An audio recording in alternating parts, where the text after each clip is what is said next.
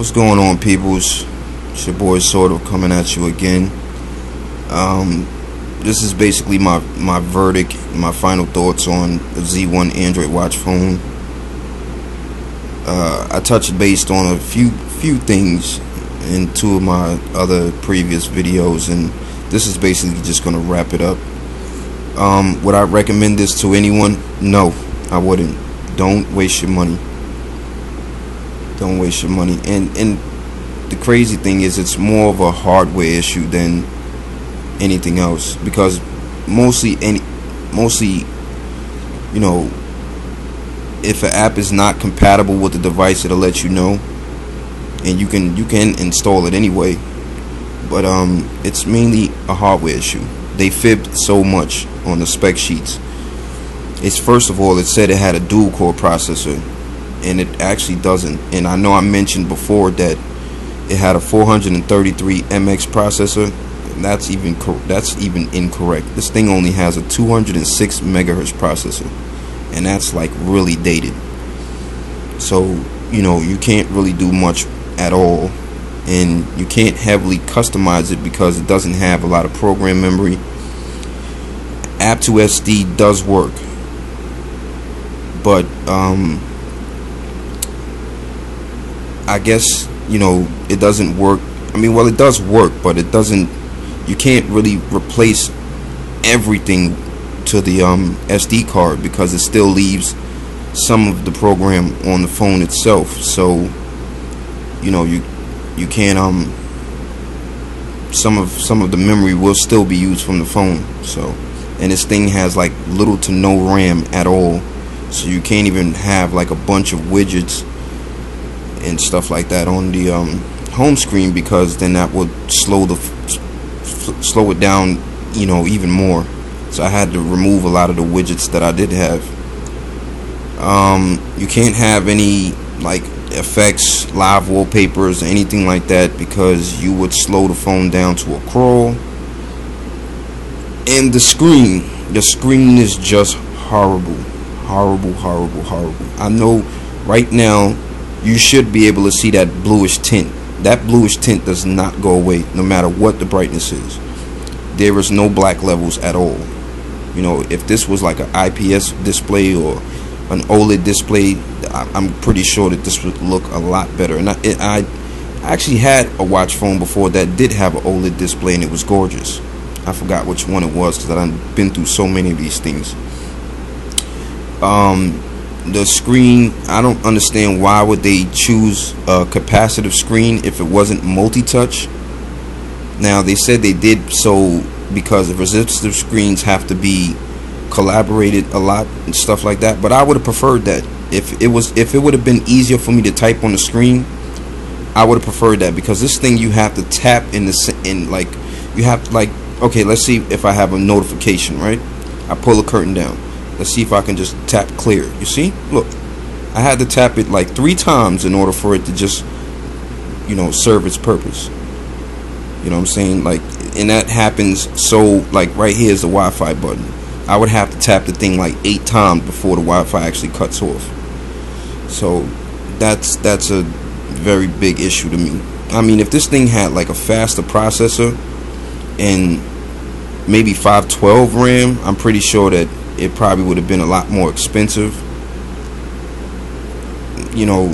But I would have preferred to pay a little bit more for those things. If it was like, okay, Flash can, you know, will install, you know, if it had a better screen, IPS display or OLED display, if it had a little bit more RAM. I mean, the processor should have been at least 600 to 800 megahertz. Then this, you know, this would have been fine. What else? I mean, you know, if you are gonna get it, don't customize it too much. You know, kind of leave it bare bones.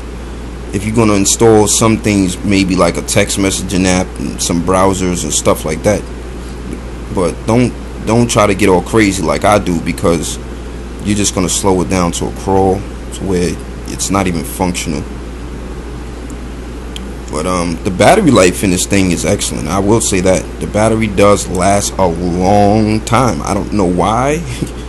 I still don't get it, because even my my Evo 3D, which is right there, like, that battery don't last as long as this battery in this phone. This battery lasts a long time, so that is a plus. And it does have a 2 megapixel camera on it, and it actually does take pretty good pictures and pretty good videos. Not that bad. So those are two things that's good about it. And you can't, it said that it would only accept a 8 gig memory card. That's not true, because I actually have a 16 gig memory card in here and works with no problem. Now, like I said before, I was able to root it before, and I did it the universal way, which is that application right there.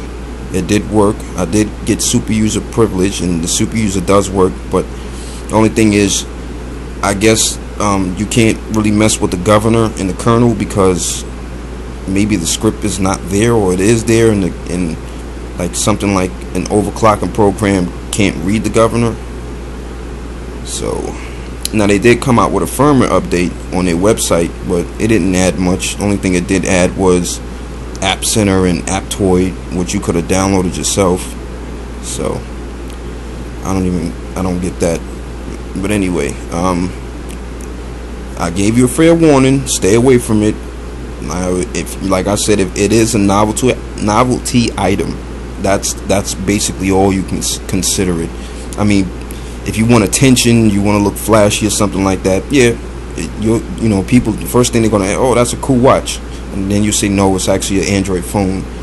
Yeah, you can get it for those reasons, but other than that, you're not going to get it to use it as a regular phone, because by the time this thing wakes up from a phone call, the person probably didn't hung up already, because it rung like 8 times on their side. So my final verdict is, don't waste your money. I'm telling you now, don't waste your money, because it's not worth it. And see, yes, my Vita is sitting right there. I've been neglecting it though, because I haven't been playing it. I'm probably going to do something on that next, so we'll see what happens. But anyway, it's your boy Mr. Sourdoff signing out. Peace.